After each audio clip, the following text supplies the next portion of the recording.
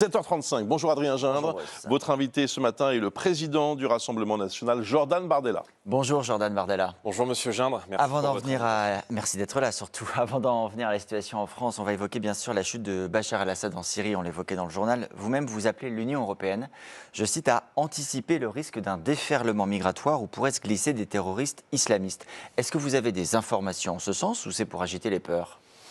Non, j'ai un petit peu de mémoire et je regarde l'actualité régionale depuis près de 20 ans au Proche et au Moyen-Orient et je vois qu'à chaque fois qu'il y a eu des régimes déstabilisés, des régimes qui sont tombés, des dictatures qui ont été renversées, comme c'est le cas depuis quelques heures en Syrie, l'ensemble de ces phénomènes ont provoqué des flux migratoires très importants en provenance de ces régions et envers l'Union européenne. Donc moi j'appelle l'ensemble des dirigeants occidentaux à ne pas être amnésiques, à avoir de la mémoire. Et je crois que la prise de pouvoir des fondamentalistes islamistes en Syrie, dont des milices héritières à la fois de Daesh et d'Al-Qaïda, pourrait provoquer demain et après-demain des flux migratoires très importants. Et j'appelle d'ores et déjà l'Union européenne à protéger ses frontières et à se prémunir de ce qui n'en est, on le sait, s'agissant du phénomène migratoire qu'au début du commencement. Ça veut dire, comme le disait Marine Le Pen il y a quelques années, que ça vaut toujours de dire le moindre mal, c'était Bachar el-Assad et ce qui nous attend là, c'est pire?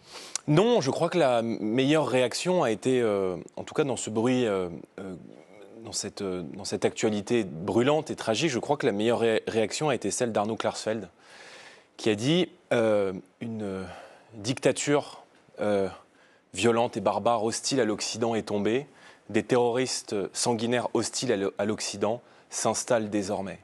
Et donc il n'y a pas de choix à faire. Mais je dis juste attention, parce que je suis très étonné de voir les réactions de la classe politique française, les réactions de la diplomatie française quasiment se réjouir de voir des terroristes islamistes prendre le pouvoir dans un État qui est un État fragile, un État en guerre civile, un État déstabilisé, qui croule depuis plusieurs années sous la dictature de Bachar el-Assad. Sauf erreur de ma part, aucune réaction de Marine Le Pen jusque-là. Elle n'a rien à dire sur ce qui se passe en Syrie. Vous l'inviterez, elle s'exprimera, elle prendra la parole. Elle prend souvent la parole sur les réseaux sociaux, là, rien du tout. Mais elle s'exprimera. Et on n'est pas obligé de s'exprimer à la minute près, surtout dans un tel contexte. On a aussi droit dans la vie politique de prendre un peu de hauteur et de prendre un peu de recul. C'est parce qu'elle est mal à l'aise avec cette affaire. Pourquoi elle serait mal à l'aise? Parce qu'elle a eu des déclarations par le passé, qu'Adrien peut nous rappeler. Le moindre mal, c'est Bachar el-Assad. Aujourd'hui, ça lui est renvoyé. Quelle année, monsieur Gindre, la citation? Il y a près d'une dizaine d'années. D'accord. Qui était face à Bachar el-Assad à l'époque? L'État islamique. Merci, c'est exactement le risque qui a que vous dénoncez aujourd'hui. Vous avez fait le choix de dire le moindre mal. Vous ne dites pas on les renvoie dos à dos ou c'est. Soyons sérieux. Qui a envoyé des terroristes islamistes se faire exploser au Bataclan? C'est l'État islamique. Et j'assume, et nous assumons d'avoir pendant très longtemps demandé à la France de maintenir un lien par l'intermédiaire de ses services de renseignement avec les services de renseignement syriens. Permettez-moi de vous rappeler encore une fois que l'islamisme est un monstre, est un monstre qui dévore un certain nombre de pays au Proche et au Moyen-Orient, mais aussi en Afrique. Et c'est un monstre qui nous a déclaré une guerre il y a maintenant plus de 15 ans, et j'ai de la mémoire, et je me souviens que l'État islamique avait utilisé, dont sont issus d'ailleurs une partie des rebelles, avait utilisé les filières migratoires, notamment par l'intermédiaire de la Turquie et de la Grèce, pour envoyer des fanatiques se faire exploser. Jordan Bardella, plusieurs pays de l'Union européenne ont déjà annoncé suspendre l'examen des demandes d'asile de réfugiés syriens. La France envisage de faire de même. L'Autriche va encore plus loin puisqu'elle prépare, dit-elle, un programme d'expulsion de ses ressortissants syriens. Est-ce que vous souhaitez que la France aille jusque-là ? Oui, je pense qu'il faut, s'agissant spécifiquement du dossier syrien, inverser les flux migratoires. Nous avons accordé, je crois, ces 10 dernières années, 30 000 demandes d'asile sur les 40 000 demandes, dépôts de dossiers qui ont été effectués auprès de l'OFPRA. Or, on sait que beaucoup de ces profils sont des personnes qui fuyaient le régime de Bachar el-Assad. À partir du moment où ces personnes fuyaient le régime de Bachar el-Assad, je pense qu'on peut légitimement envisager non seulement la suspension des traitements des demandes d'asile liées à la Syrie, c'est ce que sont en train de faire beaucoup de pays européens, et je demande au ministère de l'Intérieur et au président de la République, puisque on a un gouvernement démissionnaire, de s'engager en ce sens. Et vous demandez aux Syriens de France de partir. Je pense qu'il faut organiser effectivement le retour de...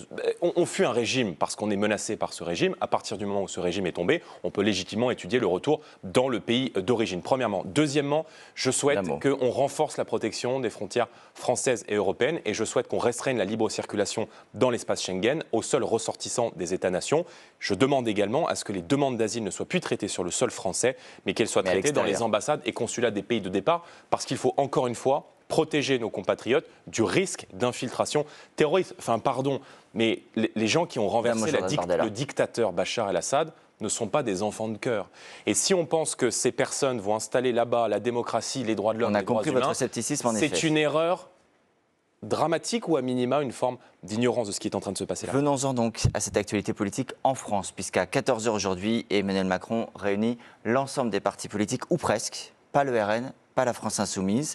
Et il s'agit de discuter d'un gouvernement d'intérêt général ou à minima de la possibilité de le rendre possible. Est-ce que vous regrettez de ne pas être invité ? C'est un aveu, d'abord c'est un aveu de l'irrespect et de l'inélégance du président de la République qui, encore une fois, fait comme si 11 millions d'électeurs n'existaient pas. Quand on est dans une période d'incertitude démocratique, pas de mon fait mais de sa responsabilité, puisque vous vous souvenez qu'au second tour des élections législatives, l'alliance entre Emmanuel Macron et l'ensemble de ses candidats et le nouveau Front populaire m'a privé d'une majorité. Les candidats uniques qui ont été présentés ont installé une incertitude pendant un minima 1 an, date qui pourrait être celle d'une nouvelle dissolution de l'Assemblée nationale. Quand on est dans une telle incertitude, quand on est dans une telle impasse démocratique, alors on parle à tout le monde.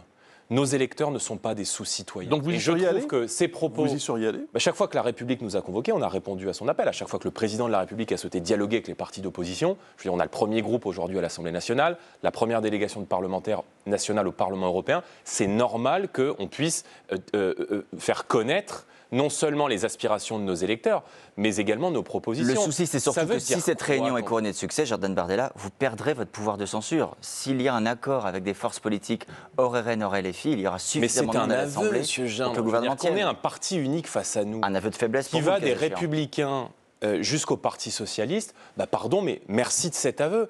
Pendant très longtemps, on a vu la droite se donner aux macronistes. Aujourd'hui, on voit M. Wauquiez implorer d'entrer dans un gouvernement aux côtés du Parti socialiste. Le concept de gouvernement d'intérêt général prôné par le chef de l'État, vous n'y croyez pas ? D'intérêt général avec, sans les 11 millions de gens qui ont voté pour le Rassemblement national ? Avec 102 tiers du Parlement ? C'est ça que ça veut dire.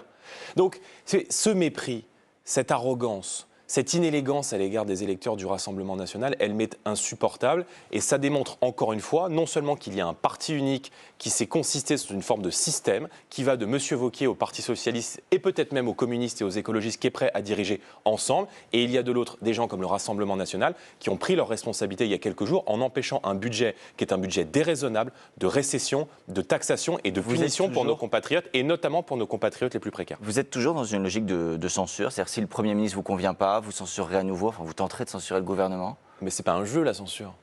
Pourquoi est-ce qu'on a censuré ?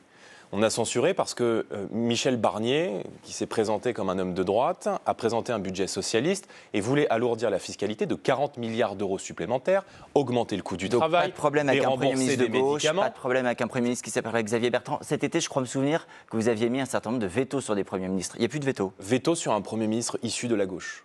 Ma ligne rouge, Xavier Bertrand, non. Donc, je pense qu'on peut le considérer comme un homme de centre-gauche plutôt qu'un homme de droite. C'est une gauche large. Mais en tout cas, Xavier Bertrand, dans l'attitude qui a été la sienne. Je veux dire, quand on dit je vais casser briser les mâchoires... Aujourd'hui, le veto, c'est sur qui ? Monsieur Gindre, qu'on soit très clair. Attendez, Monsieur Gindre, quand on dit je vais briser les mâchoires du Front National, est-ce que vous pensez que dans la période actuelle, on peut se permettre d'être chef du gouvernement ? La réponse est non. Donc il y aura un veto a priori à l'égard de tout profil issu à la tête du gouvernement du nouveau Front populaire.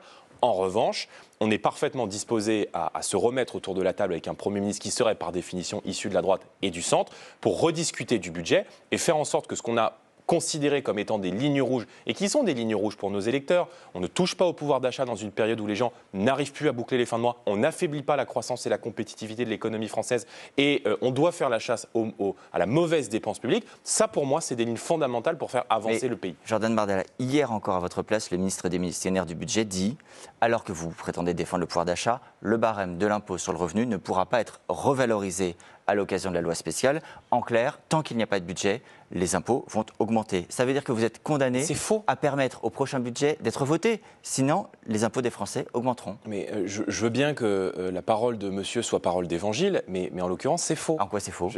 C'est faux. Dans la loi spéciale, vous avez parfaitement la possibilité d'indexer le barème de l'impôt sur le revenu. La dernière fois que ça a été fait, pardon, ça remonte un petit peu, c'était en 1979, ça n'a posé aucune difficulté, à moins que le le ministre démissionnaire souhaite saisir le Conseil constitutionnel, pour obliger les Français à payer de l'impôt en plus. Donc tout ça ne tient pas la route. Les tickets restaurants, ce que je note, qui concerne beaucoup de gens qui nous regardent ce matin d'ailleurs, qui ne pourront plus les utiliser au supermarché. C'est faux. Et ce que je note, c'est que toute la stratégie de la peur qu'on nous vend depuis une semaine, où on nous explique que l'économie française va s'effondrer si M. Barnier et Mme Genetet s'en va, tout ça n'est pas vrai. Et je pense qu'il faut arrêter de faire peur aux Français. Et je vais même vous dire, même le président de la République l'admet lui-même. Lorsque, au retour d'Arabie Saoudite, il dit, il y a 6 jours, qu'il faut arrêter de faire peur aux Français, que l'économie française est solide, et que c'est pas parce que Michel Barnier est renversé que l'économie française est solide. Il y a des nuances, on est d'accord. C'est vrai, donc, je veux dire, ce n'est pas de ma responsabilité. En revanche, ce qui aurait été dangereux pour l'économie française, c'est d'alourdir de 20 milliards d'euros la fiscalité sur les entreprises, de taxer le Made in France, d'augmenter le coût du travail, de dérembourser des médicaments et d'augmenter les taxes sur l'électricité. Ça, on ne peut pas se présenter devant les Français et leur dire sciemment qu'on va prendre ce type de décision. Donc, il y a un chemin et je pense que le gouvernement doit prochainement nommé, doit accepter de mettre autour de la table l'ensemble des formations politiques et d'avancer dans un esprit constructif. Merci beaucoup. Ce que je cherche chez Fayard, vous avez trouvé, ça y est ? Le livre. J'ai trouvé, mais il faut que les Français lisent ce livre maintenant. Et vous en avez vendu ils comprendront un petit peu ce qu'on pense, pourquoi on le pense et où on va au fond. Vous en avez vendu combien ? On en a vendu 100 000 en 3 semaines et on doit être aux alentours de 120 ou 130 000 aujourd'hui. Merci Jordan Bardella. Merci à vous. Merci Adrien Gindre. Dans quelques instants.